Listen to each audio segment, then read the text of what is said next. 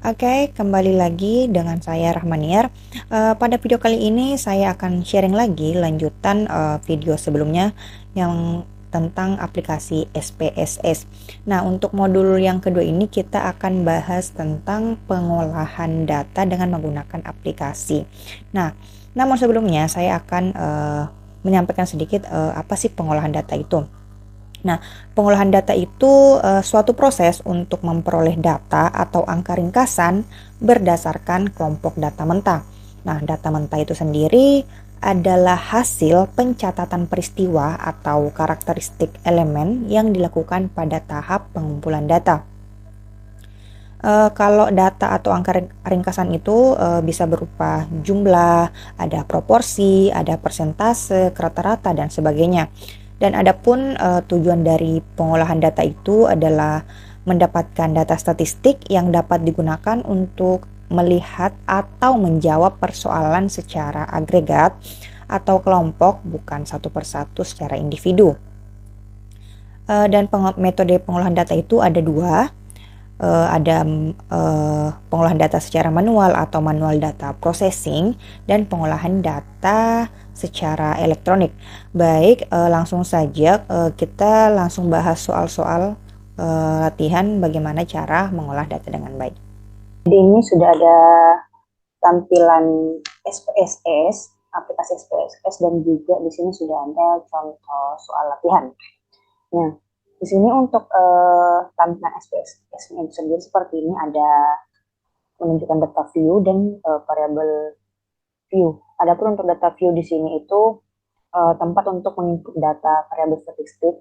Kemudian untuk variabel v-nya itu sendiri tempat untuk menginput variabel statistik. Jadi nanti kita menginput datanya menginput variabel statistiknya di sini di variabel view. Untuk data view-nya nanti di sini kita menginput data dari variabel statistiknya itu sendiri.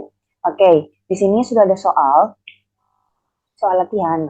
Carilah data dosen dan staf STE Bank BPD sebanyak 25 orang dosen, di mana data yang kalian cari adalah jenis kelamin, usia, tingkat pendidikan, bidang keahlian, dan status. Lakukan secara manual, kemudian input data tersebut menggunakan SPSS. Nah, di sini saya sudah punya datanya. Di sini sudah ada datanya. Di sini ada pun untuk variabelnya sendiri eh, ada 6 ya, 1, 2, 3, 4, 5, 6. Oke, jadi langsung saja untuk name-nya kita langsung isi dengan variabel yang ada di data di samping. Dan nama kita masukkan variabelnya dulu, nama, kemudian ada gender, kemudian di bawahnya kemudian ada usia, kemudian tingkat, ini aja. Ini kita singkat aja, TP, tingkat pendidikan, kemudian juga bidang keahlian BK, kemudian status. Oke, jadi sudah ada 6 ya, sudah masuk semua variabelnya. Kemudian kita sesuaikan dengan uh, menu-menu yang ada di sini.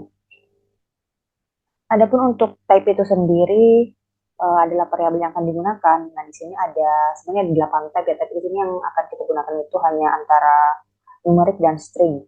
Di mana untuk numerik itu adalah angka, dan string itu yang bukan angka. Nah, di sini karena nama dosen, jadi kita pilihnya string untuk type-nya. Dan oke, kemudian untuk width-nya sendiri itu komponen digunakan untuk menentukan lebar kolom. Untuk namanya di sini agak panjang, jadi saya kasih 35 aja. Nah, untuk desimalnya sendiri itu banyaknya angka yang di belakang koma. Nah, di sini karena kita tidak menggunakan desimal, sehingga kita pilih 0 saja.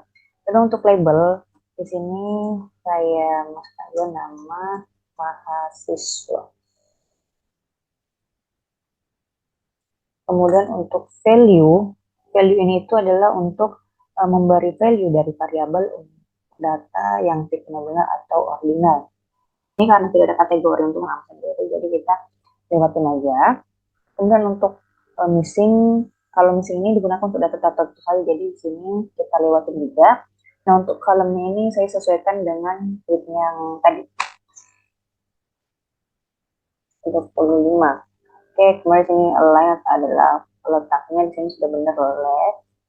Kemudian untuk measure-nya ini,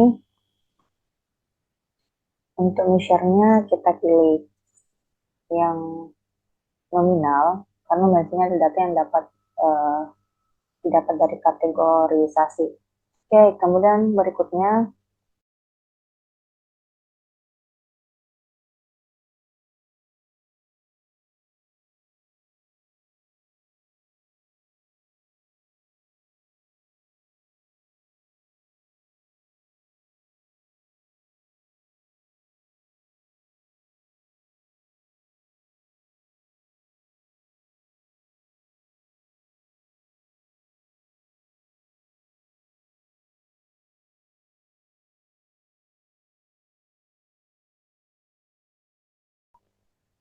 nah sudah seperti ini. Kemudian kita tinggal lihat di data view. Nah, muncul seperti ini. Nah, ini bisa kita perbaiki, kita sesuaikan. Untuk nama saya coba copy.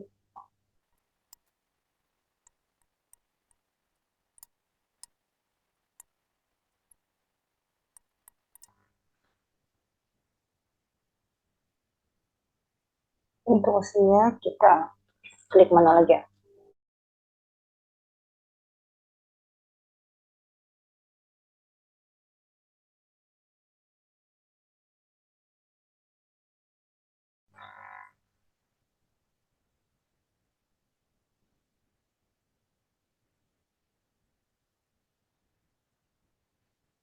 Oke, jika sudah seperti ini, kita kembali ke latihan yang tadi.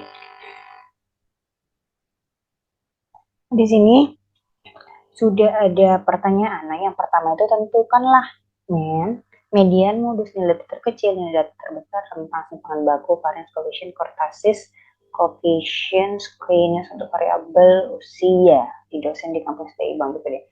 Ya, karena memang untuk menghitung itu kan memang membutuhkan angka, dan di sini yang berupa angka itu hanya usia. Oke, jadi di sini kita tinggal pilih analyze atau analisis, kemudian pilih deskriptif statistik, kemudian pilih deskriptif. Nah, setelah seperti ini, maka di sini kita klik tahun usia. Di sini, kemudian kita pilih option. Kan situ ada banyak ya yang diminta ada. Jadi kita centang ada sum itu untuk jumlah total, ada variance, ada range, ada ini, kemudian kurtosis juga, kemudian screeniness. Kurtosis itu adalah tingkat keruncinan dan screeniness adalah tingkat kemiringan. Kemudian variable list, kemudian klik continue dan klik OK. Nah, maka akan muncul hasilnya. Nah, di sini sudah ada untuk deskripsi statistiknya. Di sini untuk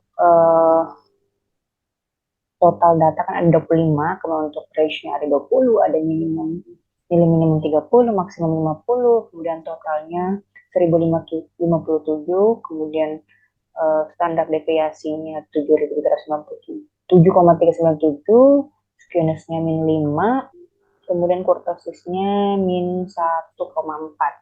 Oke, kemudian itu untuk yang A. Kemudian untuk yang B, buat grafik batang untuk persentase dosen berdasarkan bidang keahliannya. Berarti ini berdasarkan bidang keahlian. Oke, di sini kita klik memilih graphs, kemudian kita pilih bar, karena kan yang diminta grafik batang atau diagram batang. Kemudian kita pilih yang simple aja, terus sesuai nanti yang keinginan kita sendiri. Ini simple. Kemudian di sini kita memilih summary for group of case, karena di sini hanya meminta grup tertentu, yaitu bidang apa tadi, bidang keahlian ya. Kemudian kita pilih define. Jadi di sini tinggal kita pilih bidang keahlian. Kemudian setelah seperti ini, oke.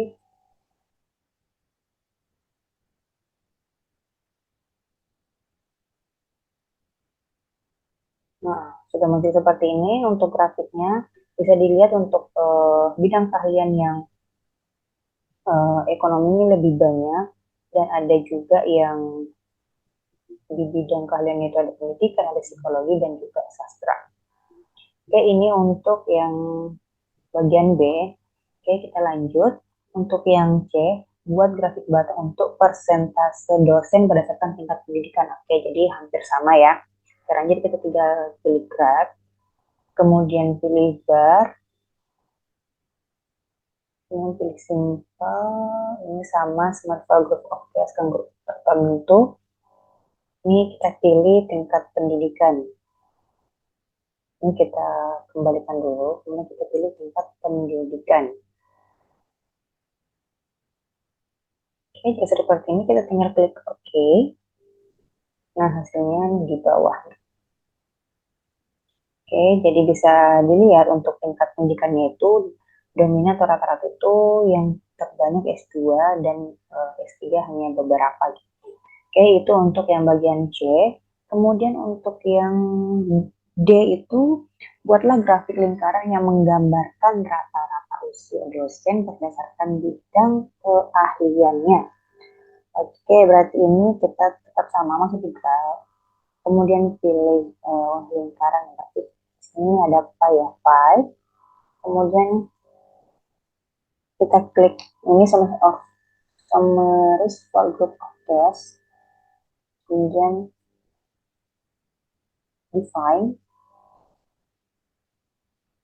Sini kita pilih ini sama variabel. Tadi yang pertama rata-rata usia. Berarti kita pilih usia. Ini kemudian yang kedua itu berdasarkan bidang keahlian. Kita pilih bidang keahlian. Dan di sini kemudian kita klik OK. Nah, jadi di sini sudah muncul untuk grafiknya yang diagram lingkaran di sini. Untuk yang diagram ekonomi ini dominan di diagram ekonomi. Untuk yang ini pendidikan ini hanya 2%, kemudian untuk psikologi dan juga sastra. Oke, kemudian lanjut untuk grafik garis yang menggambarkan rata-rata usia dosen berdasarkan tingkat pendidikannya. Oke, pasti sama. Ini hanya grafiknya mintanya yang garis. Kita pilih line, pilih simple aja, kemudian define. Kemudian kita pilih yang statistik. Situ yang diminta rata-rata usia, kita pilih usia dulu. Kemudian yang tingkat pendidikan. Kita masukkan di kategori eksis. Setelah itu kita pilih OK. Nah, jadi ini sudah ada hasilnya semua. Jadi kita ikuti saja sesuai dengan perintahnya atau mungkin apa yang ditanyakan di sini. Bisa dilihat untuk S2-nya lebih banyak dan juga untuk S3-nya hanya beberapa saja. Oke, ini untuk hasilnya. Oke, mungkin hanya itu yang bisa saya sampaikan. Mohon maaf apabila ada kesalahan. Terima kasih. Assalamualaikum warahmatullahi wabarakatuh.